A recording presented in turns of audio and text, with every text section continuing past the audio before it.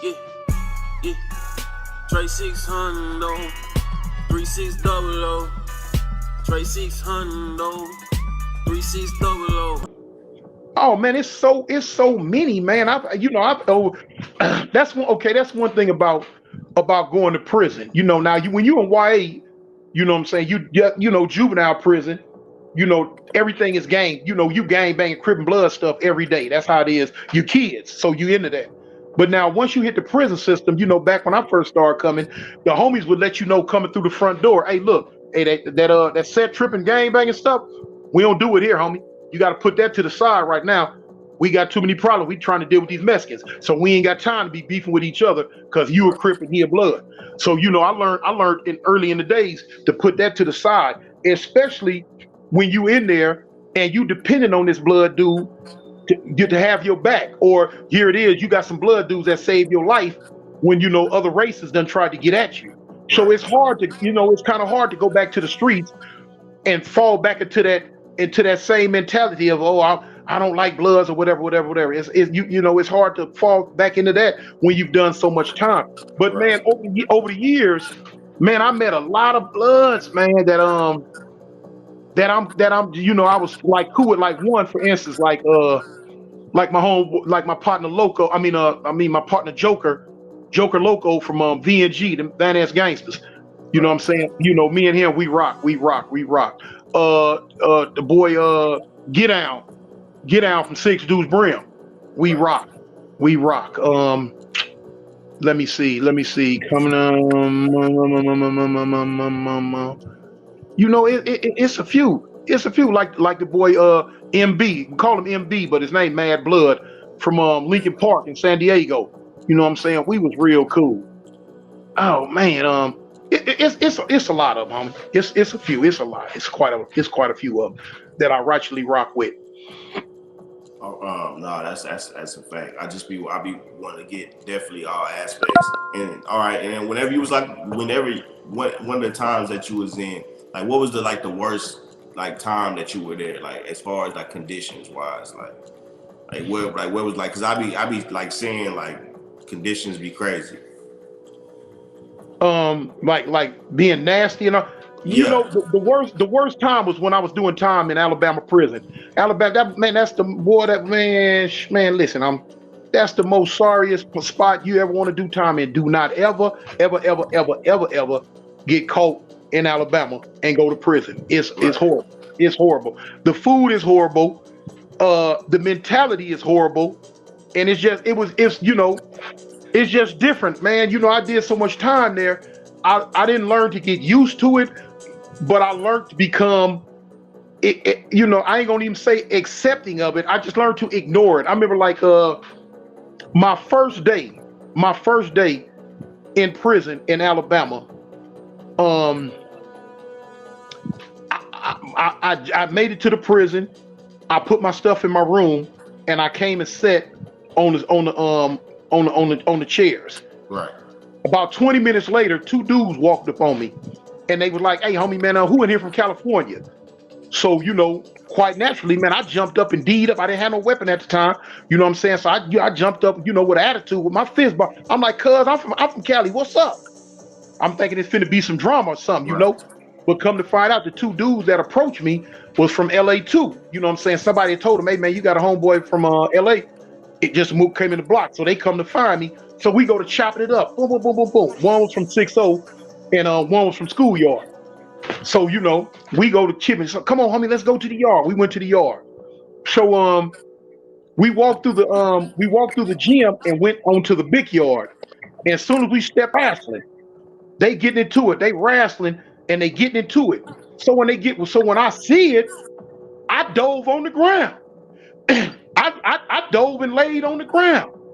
And so the homies looking at me like, "Cuz, what's up with you? What you doing?" I say, "Man, y'all better move, cuz they finna shoot. And so the police, my homies would talk about, "Cuz, who finna shoot? Where?" I'm like, "The gunner." So I'm on the ground. I'm looking up. I'm looking for the gunner. Ain't no gun. They don't got no guns in prison in Alabama, Right. So they say, "Cuz, man, you ain't in the Cali prison. Get up." They don't do that. And see, in Alabama prison, they wrestle, play, fight, kick, and do all that all day long. You can't do none of that in a California prison. None of look, California prison so strict. Everybody got to walk the same direction on the track. You better not turn around and walk the other direction. Police gonna lay the yard down because they think you finna pull a stunt. And you can't even run on the yard in California prison. If you're running, you got to be on the track. Ain't no running across the yard, through the yard, no none of that. Police gonna check that immediately. And so I'm thinking that these fools getting down, they playing. So I get up, I dust myself off. I'm like, dang, cuz that's how to go out here. They like, yeah. So we walk, after about an hour, we walk back in the gym, and it was a gym worker. He got a broom in his hand, gym worker. He talking to, now the gym worker, black dude. He talking to, a white police. So when I hear the conversation, so he telling the white police, he say, hey man, I ain't finna be doing all this work by myself. You man, them ends over there just sitting around doing nothing. He said, that use the N-word, N-I-G-G-A. But he said this to the white police.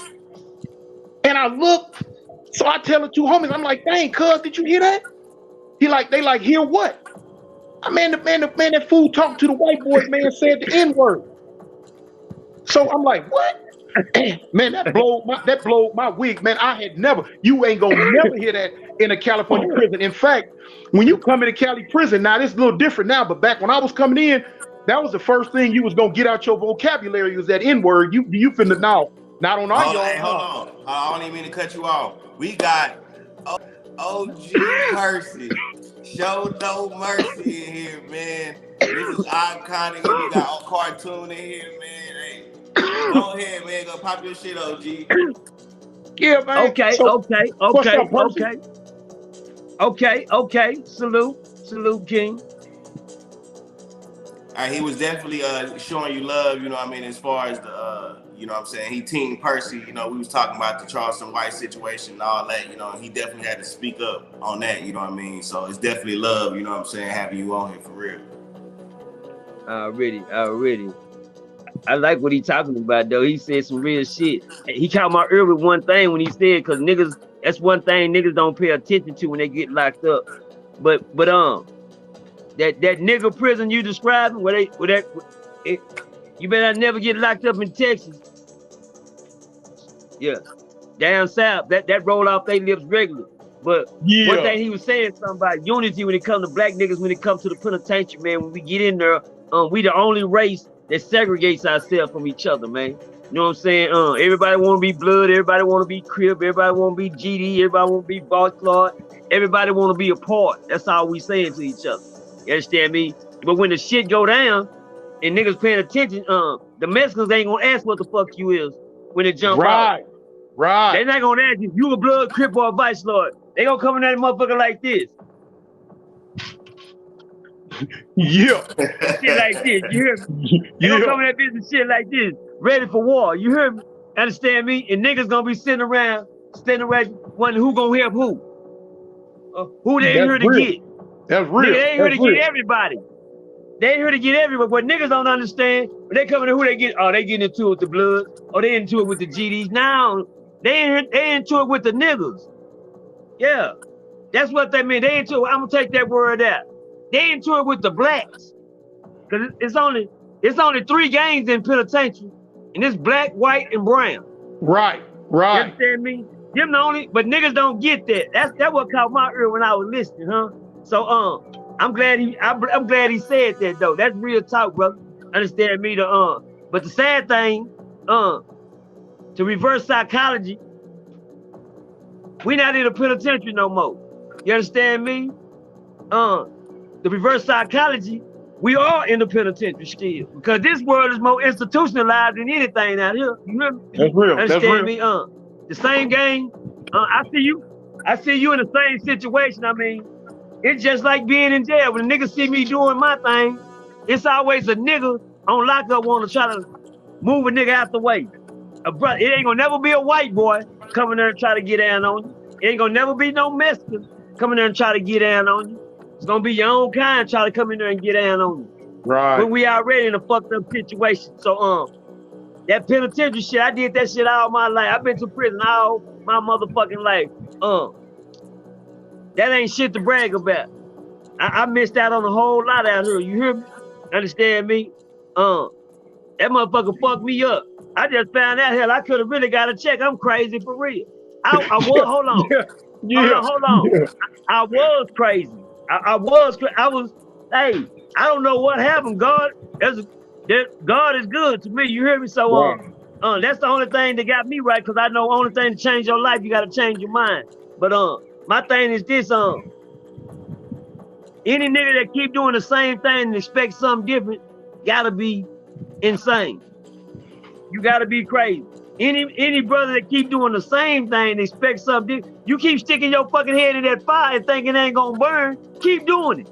You gotta be crazy. Right. It's gonna burn you every motherfucking time. I'm saying that to say this, me going in and out, in and out, in and out, in and out, in and out. I had to be crazy. I kept doing the same thing, expecting something different, but nothing changed. You hear me? Until I changed my mind and I left prison in prison, I've been able to stay home 11 years now. You hear me?